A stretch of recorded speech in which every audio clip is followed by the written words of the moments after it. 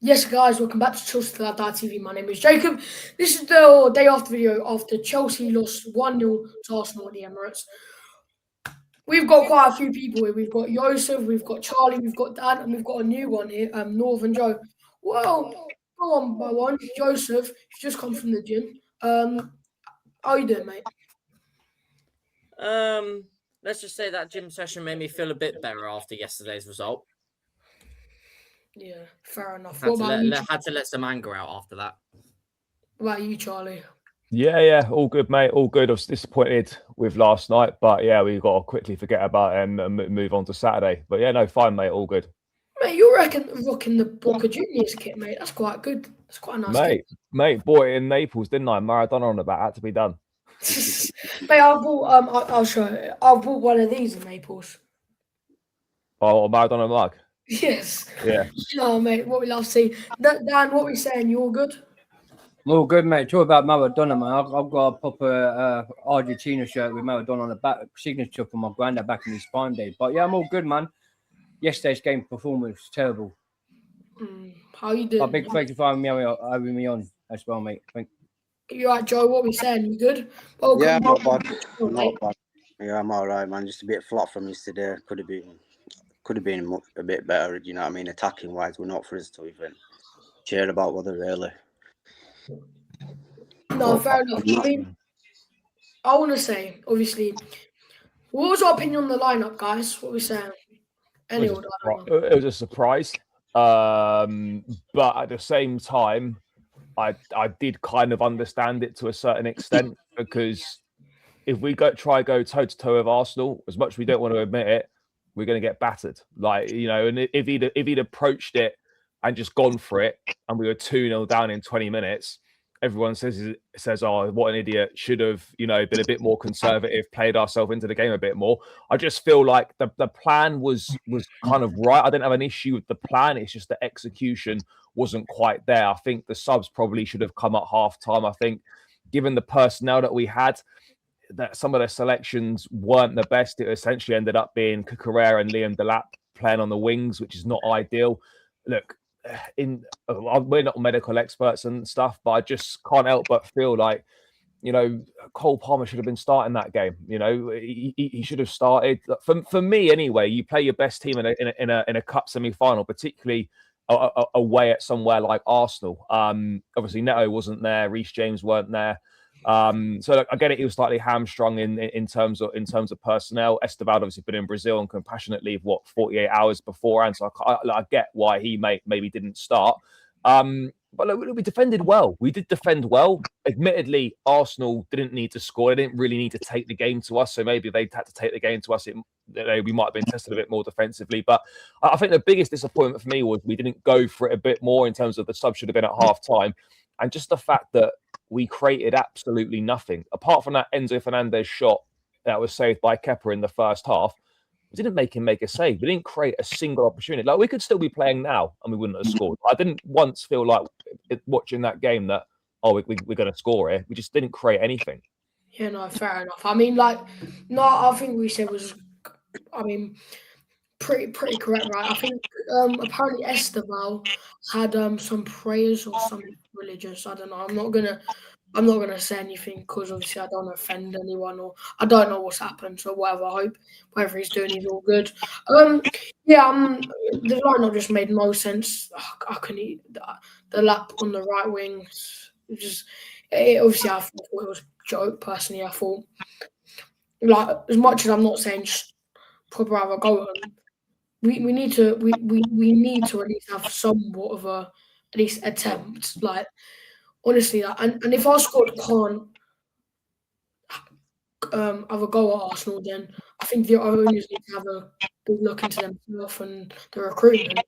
Because quite frankly, as well, I want to say I don't think any single person looked like they should be wearing a Chelsea shirt yesterday. Personally, just on that game alone, ignoring the other games and the other things we've seen, I personally wouldn't say any of them looks like a model Chelsea player. I don't know about you. I don't think I'd say that. I just think, like, what's so obvious is that if we can't play our best 11, we're really struggling. And so basically, the squad's not good enough. The squad is not trusted. And obviously, there's going to be rotation, and that we know we can't play our best team every game. You've got to rotate to a certain extent. There's going to be injuries, X, Y, Z. But what it does show you is that if we've got one or two players missing, we're miles off it. Like the drop off is so big. And so you look at that game yesterday, you're missing a couple of players, and the ones that come in are not good enough. You look at someone like Liam Delap, he scored 2 goals, and he scored 2 goals this season. Gittins has been poor. Garnacho looks like he's only good from the bench, really. And it's just, the attack is a problem. Defensively, I don't think we're that bad. Like, all right, of course, we can get better. We do need to sign a top class centre half, but defensively, I don't think we're that bad. But for me, the major concern was going forward, and the fact that we had to pin our hopes on a Cole Palmer who's clearly not fit, and an 18-year-old kid that joined us 6 months ago to try and make something happen is a damning indictment of the way that we've recruited and the quality of players we've signed. That for me is what it boils down to. And let's be honest, this tie weren't lost last night. It was lost in the first leg. You can't concede 3 goals in the first leg of a cup tie and expect to advance in my view. So the damage was done in the first leg. Fair enough. I mean, I don't know about you, Joseph, what are you thinking about that? Because I think Charlie said most of what I was thinking. Yeah, I mean, I agree with most of what Charlie said, to be fair. And like with my thoughts on the lineup, like I saw Reece James went in the squad. Then I think to myself, I remember back to when Maresca got sacked and what I was saying to you guys off air to Dan. These owners did not care about this competition in the first place. It was obvious. Like, they literally said it to us blindly. And some people still believe that we could have beat Arsenal yesterday. Like Charlie said, we could have even still been playing now and we wouldn't have scored. With Reece James not playing, Neto not playing. Neto, I'm not sure he would have made a difference anyway. But even then, he still wasn't playing. Again, relying on an unfit Cole Palmer, an 18-year-old Brazilian kid who was just on compassionate leave. Like, that just, again, we're sounding like broken records. Like, I don't know how the owners can't see what they're seeing. Like, you can't expect those type of players. If it was a fully fit Cole Palmer, then fair enough. But even then, we probably wouldn't have scored. So, because of Arsenal's defence, like, just a whole shambles, if I'm being honest with you. Yeah. Before we go to you, Dan, I want to say, like, you look at the money we've spent and how big of a difference there is between us and Arsenal. Anyone got a problem with a protest or anything about this, just look at that and then come back and talk to me, because there's such a difference, right? You can spend what you like, but like, football's more than money, right? You've got to be able to bring in the right players and bring in players that can link with each other. Dan, what are you thinking? I said it day one, Jacob, on my show, on Lucy's show. But big ups to everyone in there. Make sure you smash that like and subscribe to the channel. And big ups to Charlie and everyone in the chat as well. You need experience. You need quantity. You need quality, quantity, yeah. Basically, experience in this team to manufacture the young talent of players like Liam Delap. Before, back in our day, we always had a backup striker. If we was like a young kid, Joe, at least like DJ Drop or improve of the young squad in strikers, where we have had like Salam Kalou, the likes of who else? Daniel Sturridge when he was young, Colton Cole, the likes of Alvaro Morata. Every single one of them who had experience in our team always used to help the young kids develop when they play cup matches or not. This team's a bunch of kids. We spent $2 billion on what? Exactly. I've said this before. Joe Shields, is the director. Well, for Man City, he's come in. He's bringing Tosin, Romeo Lavia, Cole Palmer. Yeah, then Liam Delap, and then and who else is? And there's another. What, Gittins, yeah. He's bringing all 5 of them in, and 4 of them, a waste of time, and he's only proven one player is that Cole Palmer. And in a day, Cole Palmer, when you have a groin injury and you got hernia, and you're playing this kid consistent, you could tell he's not ready to play football. I had it in my football experience. I know how painful it is. And to be on injections every single game, like last season, the injections won't carry on working. He like the thing what he needed done. Fair enough, he's come at the club at the World Cup's coming up soon in June for the England squad. I know he was definitely be in that England squad. But half of these players ain't good enough. When you've got a bunch of kids in that team, you need like a proper like a Bastoni, like a Tonoli, or a Marquinhos, or something like Antonio Rudiger for help, or like a Thiago Silva, because we heard that Thiago Silva or Kante would, even though bringing Kante back here from the Saudis here would still made a difference for this team to look up and know that he's won everything in his whole career as an experience to help these young kids. Yeah, it's not good enough. It ain't good. The team's not good enough. There's part of this team, yeah. When it comes with Pedro Neto, yeah, people I understand with Pedro Neto, Esteval, and that, yeah. That Esteval, Cole Palmer, and Pedro Neto on the day as ringers are better than Gittins and Garnacho. Like even my mates, yeah, call him Garnacho show, because this guy, yeah, he might score 2 goals against Arsenal in the first half, but like even I said before, every single time I'm going to say to you guys, if you like, probably don't agree to me, there's always an excuse when we play Arsenal. We never, ever play our best full 11 against Arsenal. There's always injuries. There's always suspensions, like red cards in the game, or they're always ill. And the PR from the other day, Reece James and Pedro Neto failed the medical. It's all PR rubbish. It's they're resting him for the Wolverhampton game. Surely you'd have played these lot in this big top game against Arsenal yesterday night, because in this day, Reece James is our captain. He's our captain. Who's the leadership in that? Just look, who's the leadership for yesterday's game? Yes, Wesley Fofana, all them like Hato, Cucurella, right, Gusto, Andrew Santos, yeah, we played so defensive in that first half, yeah, and have held shambles of the game. You got your striker called Liam Delap offside on the wing side, that he's meant to be our striker. Who's better, Liam Delap on that right wing or Joel Pedro? It's incredible, man. Yesterday's game, I was so frustrated. We haven't beaten Arsenal in 11th game, and in 3 weeks' time, we've got them again in the Premier League at Emirates. And this rotation, yeah, since Enzo Maresca, yeah, right. I'm not the manager in, by the way. I'm not the I'm not. I just want fair enough. It's credit. I'll give him credit is due.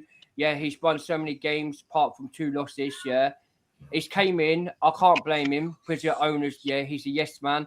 They wanted a yes man from Cummins to Strasbourg. But he's a non-experienced technical manager that's never won a trophy in his whole life. But he's doing well. But the thing is, the rotation, what he's doing, I think these owners are talking to him to play these players, 6th generation. We haven't, once again, PR, we were signing all these players in January. We're going to get a player. Myself, on yourself, Luciv, what did I say to you? Our fans need to wake up. We're not going to sign no one in January. The only most thing we'll sign back, and I told you to deny Jacob and Elusive, the only most player come back was Strasbourg Sarr. And what happened 10 minutes down the line? Sarr is now our new player. Here we go. I'm frustrated. It's not Chelsea Football Club. I'm 40 years of age. I'm 40. I've seen my club from thick and through, where it used to save the bridge back in them days where we used to be terrible. But when Chelsea used our proper class players, mentality players, we used to beat Arsenal. But now it's like the rivalry has gone off the cliff. It's not a big rivalry no more. No, fair enough. I mean, I do quickly want to show. This is a quick QR code. Make sure you watch Charlie's review of this. It was really good. It was really good.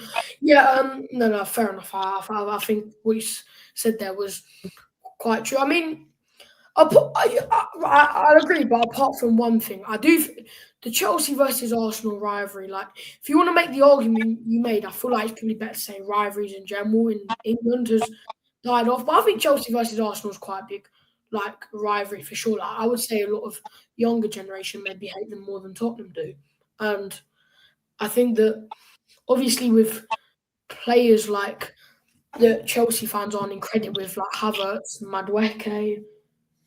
Chelsea fans were booing Kepa. I think that's adding to it, if anything. But no, look, I understand what you said there.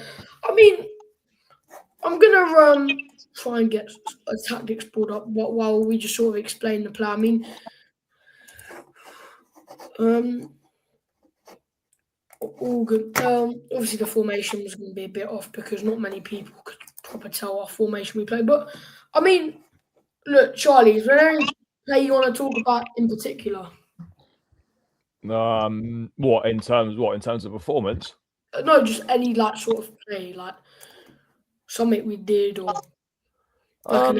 No, I think if you want to talk about positives, we did defend very well. We were solid. We were compact. I thought Fofana had a very good game. I thought Chalobah was decent as well. And in fairness, Jarell Hato did reasonably well considering he's not played an awful lot of football and considering has struggled in recent times when he played. Obviously, he was poor against West Ham, partly because Garnacho weren't helping him out, but also partly because he wasn't really at it. But I thought those guys did well. And I thought João Pedro played well as well. A difficult, job for him to do, knowing he's not really going to get many chances created for him. But I thought he held up the ball well. I thought he engaged well in a physical battle with Gabriel and Saliba. But outside of those three, I don't want to say the performances were poor all round. It's just players didn't do enough. We needed more from everyone, particularly in the attack. And it just felt like when we got towards that last 10, 15 minutes, we needed someone or multiple people to drive the game forward, to think like, hold on a second, we've got a score here, time's running out, we need to go for this a bit more. What really annoyed me was, even in added time at the end, we're still recycling the ball around outside the box, trying to find a way to cross it in. And we weren't able to do it. And so sometimes you just got to lump it in the box, cause a few issues, see where it drops, and you never know what's going to happen. But I don't think we did enough to try and score. I don't think there was enough urgency. But I think we also have to realise that ultimately we don't have the quality available to us to take the game to these bigger teams. We can set up like that and frustrate teams and stay in a game. But when it comes to taking that next step to go up a level and try and score ourselves, we just don't have the quality to do it. And I think ultimately for me, that's what it boils down to, is that we have a lack of quality if we can't field our best 11. Yeah, look, we've lost 3 games in the last 8. But on the other hand, we've won 4 in our last 5. We're not in a great situation, but it definitely could get worse. But I agree with what you're saying. Is it just me? But it feels like Chelsea in a really draining situation. 1 minute you feel that Chelsea we're in a title race, then the next minute you're like, oh, back to reality. We're so hot and cold. We was never in a title race. You're consistent. Fair enough where we was in the table before the start of the season. We was never title contenders. You have to your manufacture of this team, is consistent. It has to be consistency. You have to be mentality to win every single, not just win every game. Yeah, might get draws there and there, but this team of a bunch of kids, there's the saying: kids don't win new games. But back in our day, probably Alex Ferguson, Man United prime days, when they have a bit of young, but they has experience like ballers like Ryan Giggs to help like the Cristiano Ronaldos and David Beckham. But this team is inconsistent. Like you can't feel. I think I agree. The only most thing I'd probably say, we are a cup team, and we've been a cup team since Thomas Tuchel. 2021, I think it was. I can't remember when we know last time we won the Champions League. We've been a cup team since that. Can I say something? I said we're going to win the Champions League at the start of that season. Wow. This one, me, but that's we all like myself, Charlie probably agree as well. Not from Joseph C. Luciv. Every single Chelsea fan of us, yeah, will said to themselves, if Enzo Maresca will go the first of the start of the season. If now we won the Club World Cup, why can't we not go win the Champions League? I'll guarantee all of us on this panel here have said that. Did we not say that? Once we won the Club World Cup? You're not right. You're not right. That's what I mean. So everyone in the pack, like, you'd have thought, because since the Club World Cup we beat PSG on a one-off game, you will feel like that. But there's half of this team, what I've done on my show, yeah, they're not good enough. To build quality in a team, like we've got like Caicedo, Enzo, Cole Palmer, right? Cucurella, Reece James, right? Hato is a young left back, and it looks like there's quality in him, right? But our defence is shocking. The only most thing I probably agree about our two defensive, probably in that best lineup for a centre back, is Trevor Chalobah and Wesley Fofana. The rest of them are useless. Badishili, Tosin. And they still can't get rid of Disassi. That's a joke. Disaster, I call him. That's what I mean. We're never going to be in a title race because we're just chopping and changing the defence. It's never the same. Like, if title winning teams keep the same defence and no one's good enough to keep this spot, do you know what I mean? So Levi is gone. We needed to replace him.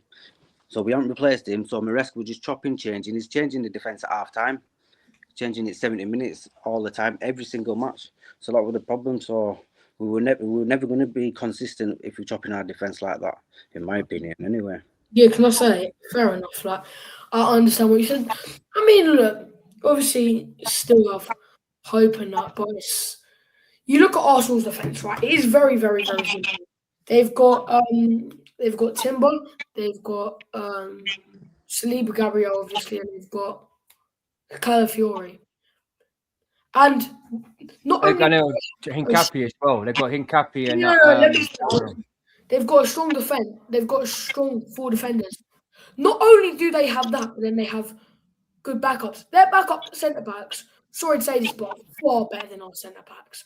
Miles better. And they're more versatile.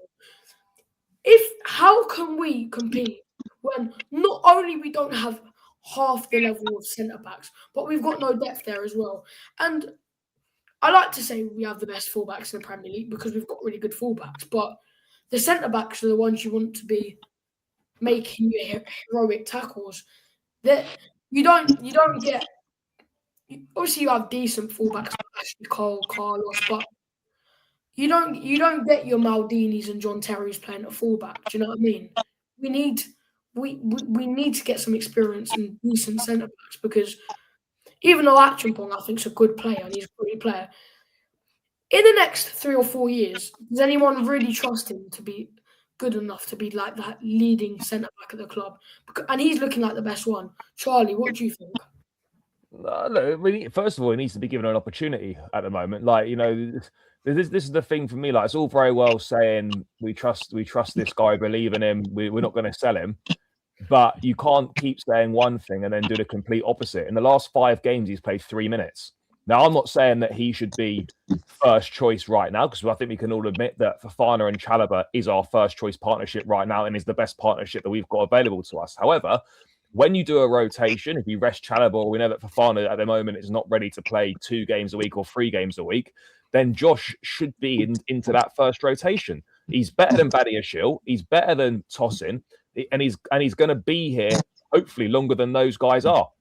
I'd imagine that Tosin and Badiashile will both be gone in the summer. However, recalling Mamadou Sarr, even though we've not seen him play for us, he made his debut at the Club World Cup. We didn't really see a lot of him. He's done well at Strasbourg because he was good for Senegal at the AFCON, but he's yet to really properly kick a ball for Chelsea.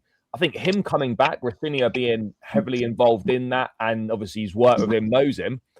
Without kicking a ball for us, I think he's already moved ahead of Achimpong in that pecking order. And I would imagine that Sarr will probably end up being that first rotation option over Badiashile, over Tosin, and probably over Achimpong. So as good a talent as he is, and I think he is really good, I think it was a big kick in the teeth for him last night. You go to a back 3 and he still doesn't start. Hato's preferred to. Even though Hato had a good game, you think if you're playing 3 centre-backs, you're putting Achimpong in that back 3 over him. But that obviously wasn't going to be the case. So I think, look, it was going to be very interesting to see how many opportunities he actually does get for the remainder of the season. I'm sure he'll probably start against Hull in the Cup. But in terms of Premier League opportunities, I think they're going to be very limited. And with Sarr's return, I think Sarr is going to end up, he's going to be ahead of him in the pecking order, in my opinion. So I think Josh is going to be a bit of a crossroads in the summer. And if I was him, I'd be looking to I would be looking to get out, because he's just not going to get the game time he needs or that he deserves at Chelsea because of the fact we're going to look. Another centre back's going to be signed in the summer. We know that. So if I was him, unfortunately, whether it's right or wrong, I don't think he'll be here next season, because he's just not going to get it. The pathway's not there for him. Yeah, the dream. One good thing with Josh is, right, obviously he can play right back, but we don't need a right back though. Well, exactly, and like I agree with what you said. Do you know what? Right, this Mamadou Sarr, like I do. He does look good. I do want him to get minutes, but you've got to admit, but they're going to want to make some money off Badiashile, or at least not lose too much money. So I doubt they're just going to say, "Oh no, Badiashile." Like, I do think they're going to make Rosenior play him as well, and then also this Assie's gone back on loan, right? It's on the West Ham, yeah. On West Ham, yeah. Is it permanent? It's a loan, right? It's a loan, but he'll be gone in the summer. He's not going to play for us again. Like obviously, at one point, it looked like he was actually going to be playing, but now he's at West Ham. But this is probably quite controversial. But even players like Tosin, he shouldn't be here. Like even Disassi, in my opinion, should be ahead of the pecking order. Not that he's saying much, and I believe Disassi should very much go in the summer. But we've got too many mid centre backs in the club. When was it like? Why? Like you look at the good old days where you'd have 3 really good centre backs and then you'd have your youth players. Now we've got 6 or 7 mid centre backs who just they're nothing, right? They're probably combined worth about 100 million. Like. Just quickly, Charlie, did you hear about Mamadou Sarr? He's only here for 6 months and he's going back to Strasbourg after the end of the season. No, I don't think so. No, I think he'll be here next season. I don't think you'll bring. I'd be very surprised if he was bought back and then sent away again. I don't see that being the case. I think I wouldn't be surprised if Achimpong was sent to Strasbourg next season. To be perfectly honest, I think there's a very good opportunity for that to be the case if they don't want to sell him permanently. He's got to go somewhere and play. But no, Sarr will be part of the squad next season, I'd imagine. And you obviously got to decide what you're going to do with Ansel Mino as well. And then you've also, I don't know who we're going to bring in as well in the centre back. But I'm looking forward to seeing Sarr play. It's just obviously it's not really what we need in terms of fixing sort of the issues that we've got defensively. But I think he can definitely be part of the squad next season. I think I'd look at it and I'd think, right, I'd get rid of Tosin, get rid of Badiashile. We know Disassi's going. You got Colwell, you got Fofana, you got Chalobah, you've got Sarr, and then it's probably one of either Ansel Mino, Josh, or new signing. And so it's probably going to be new signing. I'd imagine Ansel Mino or Josh or both will be gone. That's how I see kind of right now the centre back situation stacking up. Are Malang Sarr and Mamadou related? I don't think they are. No, they're not. No. Well, hopefully he's better. Hopefully he's better than that Malang Sarr. He was horrendous. So, question for you guys as well, as Joe as well, and you know, I know Lewis. I'll ask you, Charlie, and Joe down the bottom here, because it's nice to see you. It's nice to see new people like Papa Chelsea now. Alvarez, Julian Alvarez, Charlie, and well, it's also with you, Joe. Julian Alvarez, apparently in the summer, we've been hearing this PR about they are willing to get this Alvarez over the line, and sudden next minute. If they with Jackson, because Nicholas Jackson's gone to Bayern Munich, and we tried to call him back from the loan spell. We called him back, but he turned down. He didn't want to come back to Chelsea, and it was a right mess. There's a news that apparently coming out, right, that Nicholas Jackson will definitely be sold in the summer. Bayern Munich's not going to buy him now, but they reckon that Barcelona or something, Atletico Madrid, a win for him or someone like that, because they like the way he's been playing at Bayern. And it's going to be a part of a deal with Alvarez with Jackson. What's your thoughts on that? Yeah, I'd take Alvarez in a heartbeat. He's good. Atletico Madrid star player anyway. I wanted him when he was at Man City, to be honest. You're a Yorkshire lad, right? So I guess I don't know if you've watched any of Leeds games, but remember Patrick Bamford? He was a player a few years back. Like, I guess like I don't know why I'm comparing Bamford because it's different players, but like Bamford at Leeds, a prolific like striker really makes a difference. And like I personally, apart from maybe 3 players, I would sacrifice for Julian Alvarez. I would sacrifice a new centre back for Alvarez, and apart from Caicedo, Palmer, and Cucurella and Reece James, there's no that like. If we get Julian Alvarez, doesn't matter who we get rid of apart from them 5. We're not getting Julian Alvarez, so it's no point. We just have to be honest about these things. Yeah, like, it's not the sort of player that we sign. It's a sort of player you absolutely should be all over. If he leaves this summer, that I think there's a good chance he's going to Barcelona. I think there's a good chance of that happening. Nicholas Jackson again is someone that I would have kept this summer. I said many times I would have kept him. Even with Maresca gone now, even if he did want to come back, we signed Emmanuel Omega from Strasbourg. You got Delap and Pedro, who I don't think are going to go anywhere. So even if Jackson did want to come back, there isn't really the space for him in the squad to do so, unless you make Pedro a sole number 10 to challenge with Cole Palmer, and then you have Omega, Jackson, and Delap as your 3 centre forward options. That's the only way it'd work, but I don't see that happening. So, look, I think we can all admit that Julian Alvarez is a top player and the sort of player that Chelsea should be targeting. But the reality for us is that we don't go after that caliber of player anymore. So, like, as much as it's nice to talk about it or whatever, the reality is that it's not going to happen, and so we have to look at what we might potentially do. And we have to look at how we can improve what we've got, because we know realistically we're not going to sign players of proven quality. It's going to be more. It's going to be more of the same. So we need to really hope now that some of these players we've bought, we can get the maximum out of them, and they can become as good as what they expect them to become. Because unfortunately, we all know we need to add 3 or 4 top quality players in a couple of positions. But we all say the same thing every window, and it's the same stuff that needs to be sorted out. But we'll see what happens. This summer's a long way. We've got a lot of important games to get through, a lot of stuff to sort out before we start thinking about that. But yeah, that's kind of the reality of where we're at. But boys, I've got to shoot off now, boys. But big up Charlie, man. Big up to you, man. Nice one, boys. Yeah, nice, man. Big up Charlie, man. Peace out, my brother, man. Take care. Yeah, up the Chelsea, up the Chelsea. Yeah, nice meeting Charlie. Yeah, well, before you just come in with Charlie with that one, I agree with everything that we have to be realistic. We're never gonna get star signings like that in football club again. But I just want to quickly ask. I feel like there's been a bit too negativity though. Like, yeah, maybe we won't get Julian Alvarez, but you can't deny like the owners have had interest in him. Like, there's no point lying just to suit your narrative better. Like, I agree with what Charlie said. It's not potentially realistic at this point. But to say that the owners wouldn't sign a player of his caliber, I don't think is true. Because they've signed Moises Caicedo, they've signed Enzo, who, like, our midfield, we've spent over 250 million on.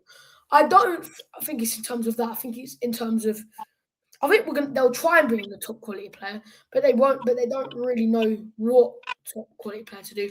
I mean, obviously, when we're annoyed at the owners, we're more thinking about Barley. But see, Bowley, who sacked Tuchel, he was one of the reasons Tuchel got sacked was because Tuchel wanted Ronaldo. Not Tuchel. Bowley wanted Ronaldo, and Tuchel said absolutely not.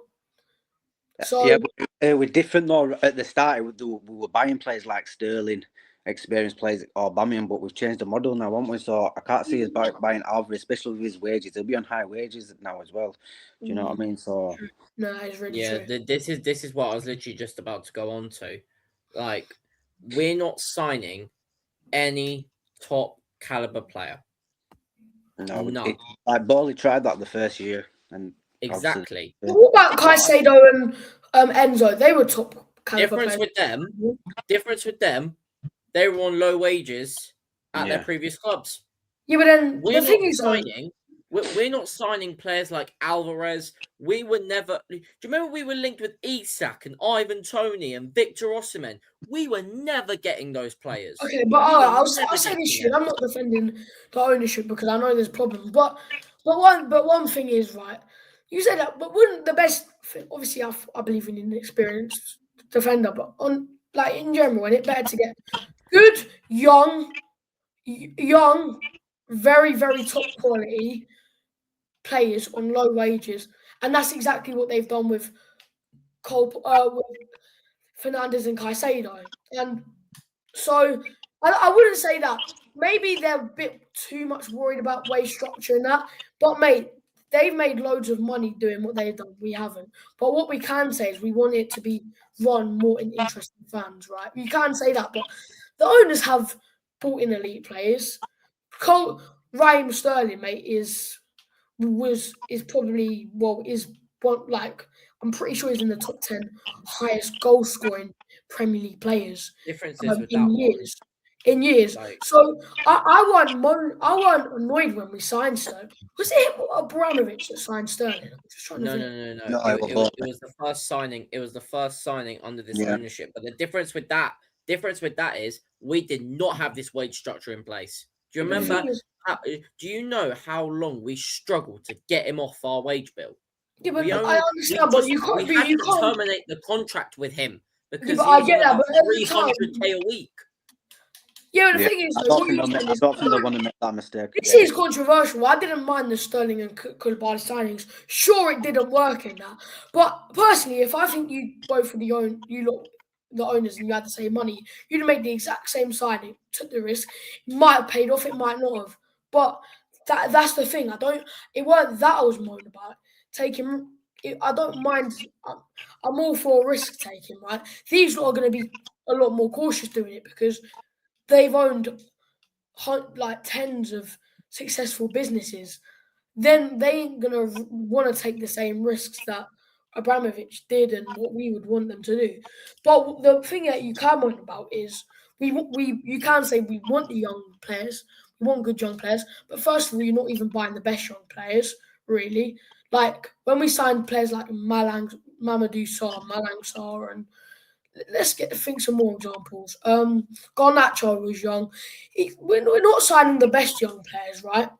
We obviously we didn't sign Hendrick because they said, oh, he's too much money, but we're not signing the best young players. You can moan about that and you can say, yeah, we think you need an experienced centre back. There's loads of good young players out there that we've met.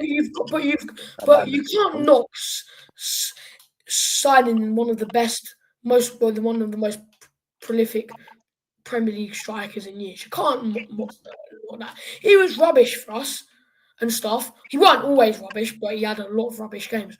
But you can't. I think you've got to be reasonable with it as well. Yeah, but I think we've got our fingers burnt with like the old the Koulibalys, the Aubameyangs, the Sterlings. Do you know what I mean? So I don't think that's long gone now. Yeah, but Aubameyang would have probably done well. We signed him. He came because of Tuchel. I swear, like, was it 14 hours or 14 days? Yeah. 14 hours. Like, it was only a couple of days. I'll think about it. That's it. And obviously, I want to divert this back to obviously the game. But yeah, look, we obviously see we need like experienced centre backs and more experienced players at this club. But the thing is that and that's the thing as well. Who was your man of the match? We'll go around. We'll go Yosef and then yeah. Well, I'll do mine first. My man of the match for Chelsea was. I have to pick anyone. Robert Sanchez was actually pretty decent. His distribution wasn't best, but he done some decent saves and that. So I'll probably go Robert Sanchez. João Pedro was okay as well, but Joseph. Like, who do I even go for? Like, it's not like we can say the referee on this one, can we? Well, we can't really, can we? Because of what it is performance. I could do better than that. Mate, I do want to say as well, we'll go back to the predictions in a minute. I personally think we should have got a penalty with João Pedro. And I generally think with some of the free kicks we deserved to get, we deserved to take it to extra time. Or not we deserved. They just didn't give us anything in their attack, let's be honest. The man of the match. The man of the match for me, Lucy, for that, guys, right? The one player I probably might say, it has to be Hacho. The cleaning things, if you actually watch the game back, the way he was doing, the consistency, stopping Nili Madueke basis, it's out of Trevor Chalobah or Hacho for me, or Wesley Fofana in some games. It's a hard one, isn't it? Yeah. I'd say João Pedro, me, to be honest. Like, he held the ball up, he took players on, held it on, but there were no one for him to pass it to. Like, when we were counter-attacking, there was no counter there. Like, when the wrong players were in the attacking positions, like the fullbacks were always the highest ones up for us. Do you know what I mean? So, passing the ball forward, we're coming back again or sideways. There's no one to tap the man on. It would. So I'd say João Pedro personally. Like, he held the ball on for us. I agree on that. I agree. Pedro. I forgot about that. I mean, he brought us back Drogba times, holding the ball up, passing it to players. You know what I mean? But unfortunately, the wrong players wanted in the right positions to go forward to take the wing, to take their fullbacks on. That was our problem. Yeah, no, fair enough. I do want to say I want to end this by 15 minutes because I'm obviously streamer has been a bit funny with exporting videos over 50 minutes stuff. Obviously, I don't want to cut any of it out because it looks unprofessional. Also, I want to do an outro. But yeah, no, look, fair enough. I thought João Pedro was okay. You can't say he had the best game of his life, but like he was probably one of the better ones out of the bad bunch. He held the ball up well, like you said, Joe, and or Northern Joe. And is your name Joe? Was it? Yeah, it's Joseph. Joe. Oh, yeah, all right. Well, that's the thing. Well, look, I think João Pedro was all right. Not all. Some of the defenders was all right. One thing I don't understand is now I had a mate in school. We were having a conversation. He thought it was quite clever, but I completely disagree. Why are we having 3 players forward against the best set piece club in the world, probably in the last 15 years? Why are we having 3 players forward in the corner for the counter attack and stuff? I'm all for having a couple, but mate, I was scared. I was almost on my knees when they had corners. Yeah, I was scared, but I think we will just try to unsettle them. Do you know what I mean? Because everyone's scared of Arsenal now with the corners. You know what I mean? So everyone's just putting everyone in the box. They're never beating the allegations with corners. You know what I mean? So I think let's try to switch it up really to see what can happen. But obviously the referee took the element of surprise at the first corner, didn't he? No, he was a joke. We should have got penalty João Pedro when João Pedro went down. Should have had like 3 or 4 free kicks at least. Yeah. You could have argued even a couple of, maybe more than one penalty we should have got, but we got screwed over. But yes, you can blame the ref for what you want. But even if we miraculously went like 2 goals up in the tie, so we went 2-1 up, Arsenal probably would have ended up beating us anyway. Like in reality, like in extra time, I don't know. But then we've got players that have won a trophy, but owners didn't care. Our manager didn't really care that much. I don't know. Like, I don't blame the setup from the first half. Like, try to keep it tight at the back, because since Rosen has come in, teams have been getting down the side of us and the back of us for fun, just licking shots off. Do you know what I mean? So I understand why he wanted to keep it tight at the back, but from the second half, we should have offered more. There was nothing there. It was more or less the same. Yeah, we put Palmer on, and Esteval, but there wasn't much of a difference. You know what I mean? Going forward, only in the last 10 minutes when we really needed to go. But so I don't really blame Rosen. He had to do that otherwise, because don't want to concede early, because then the tie is over. You know what I mean? We couldn't afford to concede the first goal. So going forward, there were nothing like the counters. There were nothing there. The wrong players were in the wrong positions. Do you know what I mean? I thought we should have had more of a go at them. But I think I'm in the middle. I don't think we should have had a full go at them like that, like my English teacher was saying. No. Yeah, you can probably tell I've had it all the Arsenal fans winding me up. Some of my mates winding me up. Oh, what a long day. But I'm glad I'm not at school no more anyway. to be fair, I thought it was going to be way worse. If I lived in North London, I would. I'm certainly the same, mate. Like Arsenal back in our day used to be a proper rivalry. I just don't think we're their rivalry now. No, It's like the way we play, it's like we don't care on that pitch. We don't care. It's not a rivalry set to Chelsea Football Club with these owners. We're Roman Abramovich. We're still at the club. We passion, mate. It's fight. We'll go to war. We don't care if it's a cup or not. We make sure we get to that final to the Wembley. But these owners didn't care one bit. Like you could tell by the first half, the rotation what he did. He played so defensive. He literally played 5 at the back, 3 midfields, and then 2 strikers where Liam did that was me. If it was me, yeah. Why don't you start your attackers? Why are you resting our captain from that game as well? Fair enough. Even Reece James didn't play the last game. Was he injured or what? Well, how come he wasn't there? It weren't. No, He it was wasn't just- injured. Apparently, he was just being rested for Wolves. Yeah, Oh, Wolves. I Neto. No, but Neto. Oh, yeah. And Neto, yes, has so many games. They failed the medical. Even if they failed a medical, it's apparently a medical. They've not match Absolute fitness. PR that. It's pure PR crap. It's rubbish. So I mean, when we changed the manager, we lost it. In my eyes, the tie was done anyway when we changed the manager. You know what I mean? Yeah, fair enough. Look mate, at the first time I Stamford Bridge. Look, we didn't even have our best team out. We played our B team. Yeah. Half our B team against them. And I don't want to see Joshua Champong at right back. The guy gets disposed at right back. He's more better at centre back than at right back. I think he can play right back. Like he's not like he can play right back, but against certain right. opponents. Yeah, certain opponents against lower clubs. It's better at lower clubs, yeah, than big clubs. If you can play him at a big club at right back, he'll get disposed. It comes to mentality lower clubs, yeah, he'll be fine. The thing with Joshua Champong, yeah, it might be, but he's never mentality out good at right back. It's the best thing at centre back. It's the most thing for him. And I feel sorry for the kid, like what Charlie said. And Anthony Mourinho, I understand now why he called back from both to Dortmund, where he was happy. I don't get why they loaned him back there, but anyway, we found out the truth now. Basically, they're trying to sneak him behind the back to buy him in the summer. You're not allowed to do that. While you're on loan officials, you're not allowed to encourage the player to try and be bought for next summer. So they found out, the owners found out. That's why they send him back to the club, bring him back to the club and loan him to Strasbourg. But this guy here, Mansamino, why could we not give him to the end of the season at Chelsea as well? Because we don't need an extra centre back. Like, that's why we brought Antonio back to at least give him a bit of a chance instead of buying Jimmy Jackie.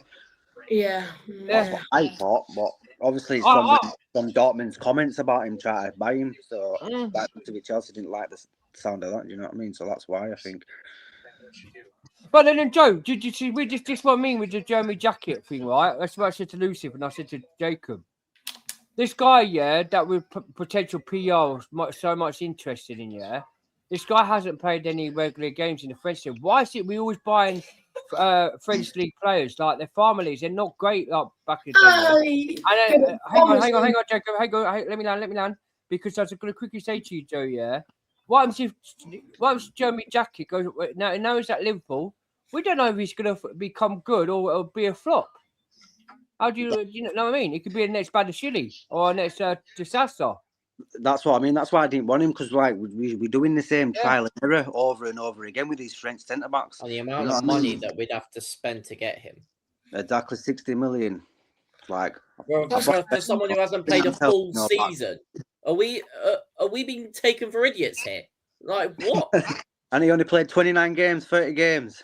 Exactly. That's what I mean, man. He's taking a mick out of us out there, man. Mate, I thought, look, the Farmers League farm players and end up being good. So, like, it's like you'd want to keep playing from Farmers League, but no, like, I get what you're saying. He hasn't played enough. If it was like a 15 million punt, then I would have won, but 60 million is a lot. Well, they're trying that PR stunt on us all out. They're saying, Liam's been in league and he knows the best centre-back. That's why we're going to go get him. That's what Liam wants. Well, you haven't got him, have you? So it's just a load of waffle yet again. You know what I mean? Yeah, boys, we're gonna have to end this. It's all lies, all lies, all lies, all PR. Boys, That's what I mean. we're And this protest, yeah, that was a shambles. I was telling Jacob and Lucifer, yeah, before you end the stream, Jacob, right?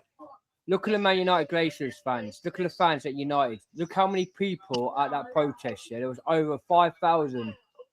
Our fans are only 200. If you really want these owners out, why can't we have a big, massive protest like what Man United did? Yeah, but When you take the protest, you need to just stop buying the merchandise. Mate, yeah, but you can't. Yeah, but you can't. Like, we. I know there's problems, but bro, Because look how many. At least he's not spending money. Like, I'm all for a protest, but getting like a 20 of the turnout for a Glazer protest when they've literally with what they've done, the way they're like firing stuff is a bit of a compliment, mate. That's what I mean. Our protests have been about the Glazers and nothing. Mate, we ain't on the Glaze. Like, I know this issue. Question for you, Jacob. Question for you, then, mate. Yeah. Do you think the model's going to change? No, I'm not entertaining. I'm not saying it was good, but I'm just saying you can't it ain't the same as the Glazers. You know what I mean? At least he's got to try. At least he's got to try and spend money, but it's still a shambles. But it is. We're not as bad as the Glazers, mate. You can't. You got to admit. Sure. We're worse than the Glazers, Jacob. What are we doing? Worse than the Glazers. We are worse. I guarantee your dad will say we're worse than the Glazers. We are worse than the Glazers. No, I don't think I'd have to Chelsea again. The Glazers have actually put money in the pockets. They've actually gone back to managers. You know what I mean? Yeah. But there's just the plans have just backfired on them with the managers and all that. That's it. Yeah, and they're bringing Carrot back as well. The managers, like the only argument I'd say where the Glazers are worse is that they put Manchester United in about £90 million of debt. That's the only way. Exactly. That's the only way you can say they're worse. Yeah, and look how in other ways, we're absolutely worse. We're a private equity firm. Yeah, thank you, Lucy. Boys, we're gonna have to end this. Thank you. You, Chelsea.